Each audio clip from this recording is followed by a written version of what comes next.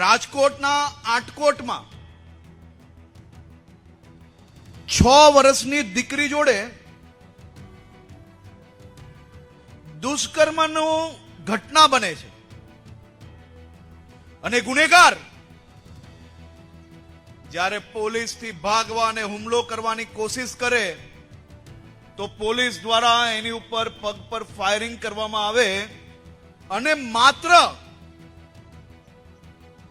40 દિવસની અંદર આ દુષ્કર્મ આચરવા વાળા આ ગુનેગારને ફાંસીની સજા અપાવીને અહીંયા આવ્યો છું.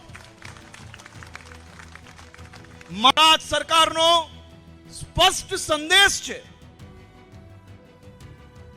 કે આ રાજ્યની દીકરીઓ, આ રાજ્યની મહિલાઓ સામે ખોટી નજર ઉઠાવી, જો મહિલાઓ પર હાથ ભૂલથી બી લાગી ગયો તો એના જીવનનો અંત લાવવાની જવાબદારી એ આ રાજ્યની પોલીસની છે અને આ રાજ્યની પોલીસ એ દિશામાં કામગીરી કરે છે. આ મારી અનેક માતાઓ અહીંયા બેઠી છે અને આ સ્થળ તો હું એવું માનું છું કે દીકરીઓની સામે ઘટના બની હોય ને ન્યાય અપાવવાનું હોય ને ન્યાય અપાવ્યું હોય તો આ સ્થળ પોલીસ,